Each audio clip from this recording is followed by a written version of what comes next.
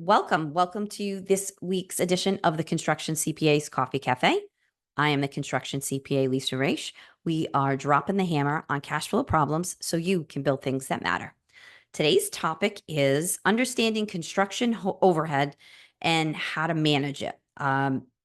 Overhead is one of the things for many construction companies that they don't consider in their costing that they really should. So we're going to kind of go through what it is, why you want to do it, how it affects overall what you're doing. And then hopefully, if you guys have any questions, you're always welcome to drop them in the chat. We'd love to hear from you. We'll get back to you as quickly as possible.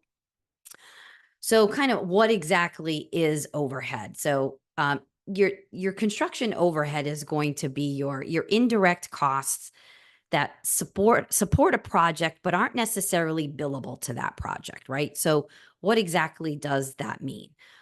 So you're going to have your job specific overhead. So that's going to be permits related to that.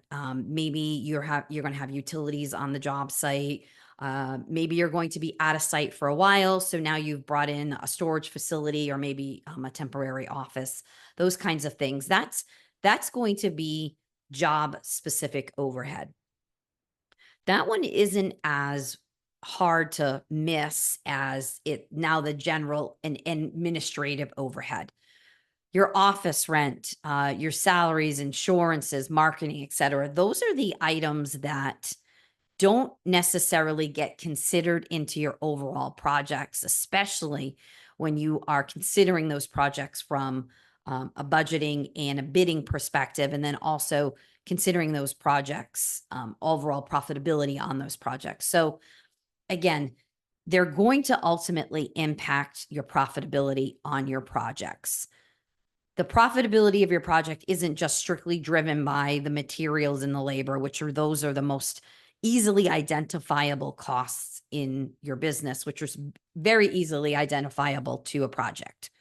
You have materials, they go to a specific site. You have team, they're going to a specific site, right? That's very easily trackable and allocating to a job. What gets a little, and I'll call it kludgy, but a little bit not as directly easily to identify are these indirect costs. So how are you going to identify these indirect costs and then ultimately be able to categorize them into your overhead costs? So this is where you actually have to be looking at your expenses. So you want to group them all together and you want to get those direct job specific ones that are outside of your materials and your labor. All right. So again, permits for jobs, anything that's related to you're going to need for that specific job. Maybe you're renting a piece of equipment for that job, right? That's going to be job specific. And then now you're going to have your indirect categories. Again, as we mentioned, it's going to be the rent for your office that never goes away. The insurances that you carry every month that never go away. The insurances on the vehicles you have, the general liability that you have, so on and so forth. Those are the things that you need to consider when you're really determining your overhead costs. And again, whether or not your projects are ultimately profitable. So, when you are determining your direct, your job specific, as well as your indirect, your overhead categories, you want to kind of break them out into those two buckets. And then the last thing that you want to think about is you want to be able to allocate your cost to a specific activity, because we're going to take these and we're going to run a calculation, right? And so, what is your allocation base? So what's the primary cost driver for your project? Is it your labor that drives your costs? Is it your materials? These are all things that you're going to need to consider. They're still getting considered in this because, again, as we walk through this, there's going to be a calculation in here somewhere, right? So these are the types of things that you're going to want to know, right? What is driving those overall costs? So again, your job specific, right? These are unique to a specific job, as I mentioned. And then your general overhead, again, are going to be your broader expenses, those broader operational expenses that are, again, you need for all of you need to have insurance. If you don't have insurance, then you can't be on a job site, right? You can't get a certificate of insurance to give to a GC and so on. So again, these are all costs that are necessary when you are determining the difference between your job specific and your general overhead, and then determining what your indirect costs actually are, right? What is the best way to kind of track this information? For most of you, you're probably using some type of job costing or project management system. This all can be tracked in your system so that you, in fact, can start to pull out numbers and information from that system that will help you to develop out that calculation. So I know, why is it so important? You really need to get a more accurate picture of each job's true costs. It's not just the labor and the materials that are going into those jobs. There are a number of other things that go in there.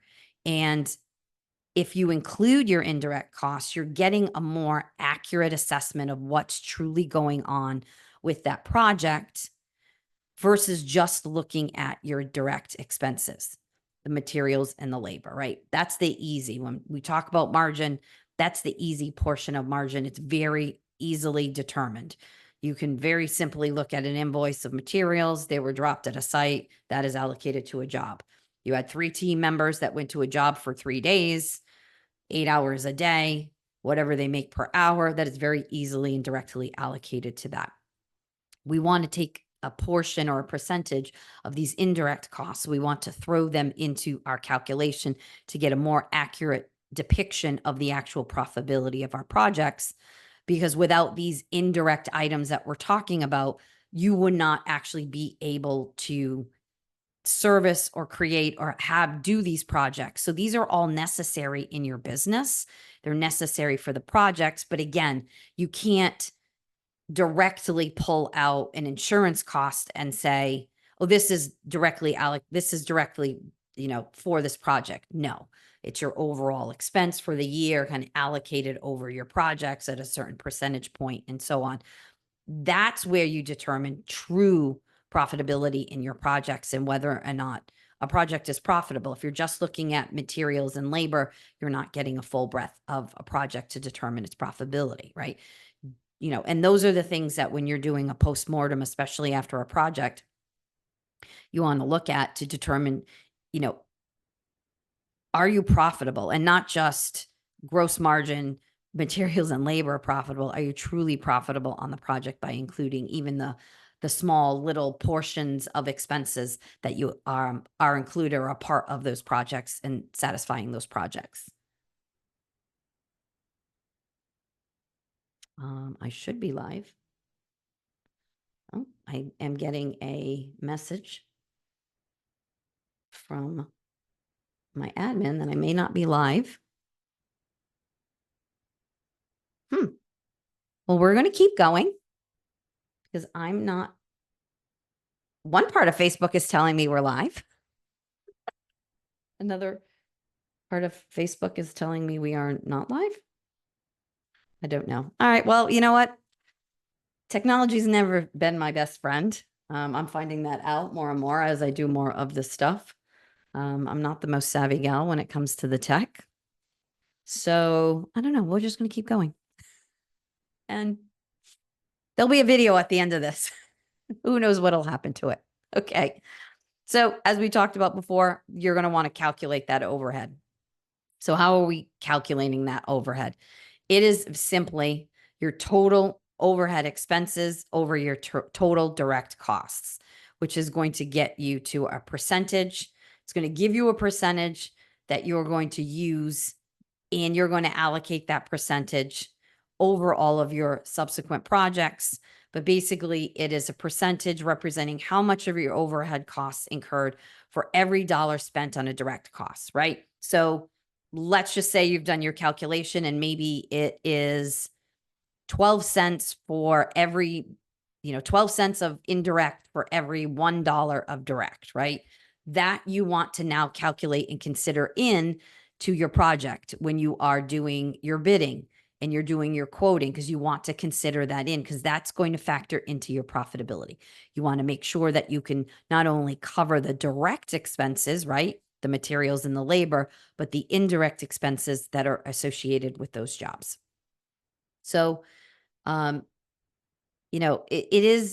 it's not, I don't want to make this complicated. So I do want to keep it pretty basic. Again, we're just going to say total overhead over total direct costs. And now then you want to figure out maybe on a monthly basis, right? And so you might find it easier if you take all your annual costs together, you add them together, and then you divide them by 12. And then that can also give you a figure, which will get you close, as pretty much as close as doing the other calculation. The two of them are going to get you basically to the same place. But again, those are the costs that you want to consider in your projects that are still associated with the projects, are necessary for them, but aren't directly allocated, right? They are not a 2x4 or the concrete that you've purchased, right? That direct, or that team member who's specifically working on their project. You can't necessarily allocate that to that. So you want to make sure that you're considering it, a percentage of it, and you're allocating it to your projects. So again, just like anything else with any other business, how do you manage your overhead, not just in construction, but in general? Do you have the opportunity to get better deals from suppliers? So can you negotiate better terms, maybe better payment terms? Some of them, if you pay within a certain period, you get a discount, etc. That is an option. Those are things that you want to consider. Those might be ways for you to bring your costs down. Office expenses are always one of those places where every business, to include mine, we sometimes wildly overspend. So, is there a way for you to reduce unnecessary office expenses? Are there functions within your business that you actually could outsource? So are there some things that you can outsource to other people? Again, we find that clients outsource their accounting to us. Clients outsource their marketing, things like that. Sometimes they even outsource their sales, depending on what they are doing. So again, are there places that you could take some of those functions and outsource them in order to get you savings? Because it may in fact be a little bit less expensive to outsource those individual items versus having people internally to do them for you. Um, we always say invest in your technology and improve your efficiencies. There are many things that you can do in your business that you could do better. If you possibly implement a tool or a new software or something like that, places for you to save money and save your time. We find clients still do a lot of stuff by hand. So if there is a tool that they can utilize in their business that will get the manual aspect of a team member doing that work out and get them maybe doing something that's far more valuable to them, those are the types of things that we always recommend. As always, we look forward to seeing you here every Friday. I hope to see you next Friday, and have a wonderful weekend.